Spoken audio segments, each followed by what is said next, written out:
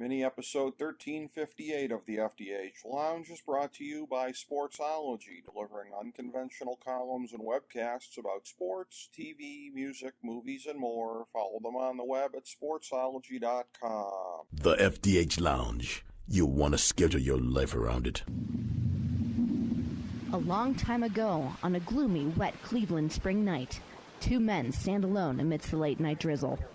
Their voices echo across the vacant station parking lot as they debate the merits of the great American radio show that have been missing for far too long. On that night, an idea was born. That idea became the FDH Lounge.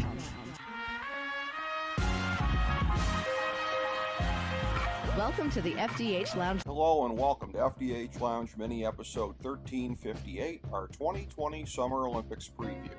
I'm FDH Managing Partner Rick Morris here with our top 5 notes of interest for this unprecedented event. Number 5, postponed by 1 year, it's inescapable that these games will be defined by the global pandemic that the IOC foolishly assumed that they could avoid with the delay. Sure, Simone Biles has a chance to make a case as the all-time greatest Olympian, and there will be great stories of triumphing athletes all throughout the landscape, as is always the case. But there are already COVID-19 infections in the Olympic Village, and it's likely that some competitions will be tainted by the loss of top athletes due to the disease protocols. And actually, it's equally crappy for any athlete, no matter their prowess, to be sidelined because of all of the sacrifices that they have made to get here. The games themselves will be held under a freaking state of emergency, which leads to, number 4, essentially, every event will be held in a glorified TV studio. Most of the reason that these games are still going forward is that money is what makes the world go round, and specifically in this instance, TV brings the money. Beyond the usual ratings ploy on the NBC mothership and the legions of cable channels under the banner, the Olympics are being used to help further establish the Peacock streaming service that is at the top of the pyramid of NBC Universal priorities. Remember the 1992 Summer Olympics triple cast, the pay-per-view experiment that brought all events together under one bundle?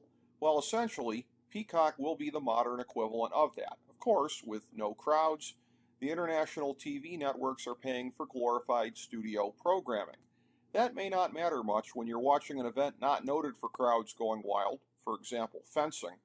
But Olympic basketball games with Team USA, the opening and closing ceremonies, it's going to be very jarring to watch major parts of these Olympics with no crowds there to watch the games. That said, number 3, what happens in Tokyo will still not stay in Tokyo.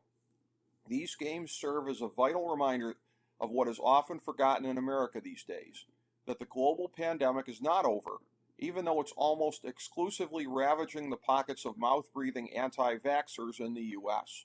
But COVID-19, the Delta variant especially, is still wreaking havoc in many places globally where citizens do not even have the great luck to have access to the vaccines that so many Americans are stupidly turning up their noses at. The Olympic Village is not a bubble akin to what the NBA and NHL put in place last year. Outbreaks in the Olympic Village and beyond will mark dozens and dozens and dozens of corners of the globe at minimum. This is deemed acceptable because, number 2, the International Olympic Committee is at least consistent in their concern, or lack thereof, for human life and well-being.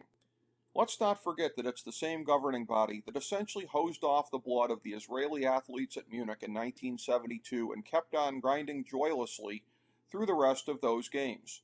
Everything is negotiable except their profits, and those of their TV partners, as already mentioned.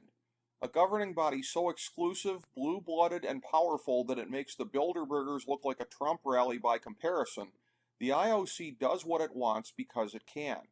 Polls have shown that the Japanese people reject, by wide margins, the great quote-unquote honor of hosting these games in such perilous times, but they are moving forward anyway.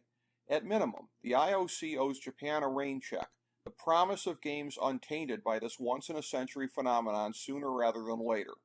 But just as the NFL owes Cleveland a real draft hosting opportunity instead of the half-measure stump bestowed this past spring, don't hold your breath. But with that said, number 1, it's not all doom and gloom, especially if you were able to avert your eyes for a while from the real-life consequences of these games.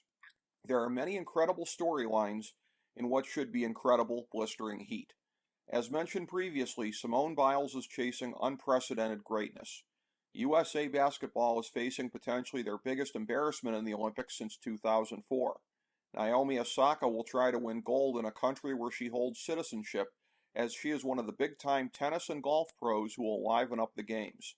Katie Ledecky looks to solidify her place on the Mount Rushmore of swimming, and Allison Phoenix looks to do the same in track and field. There will be 6 new or returning sports contested: baseball, softball, karate, skateboarding, sports climbing, and surfing. And let's not forget some of the most fun competitions at any Olympics: team handball, which is always awesome, boxing, and rugby sevens.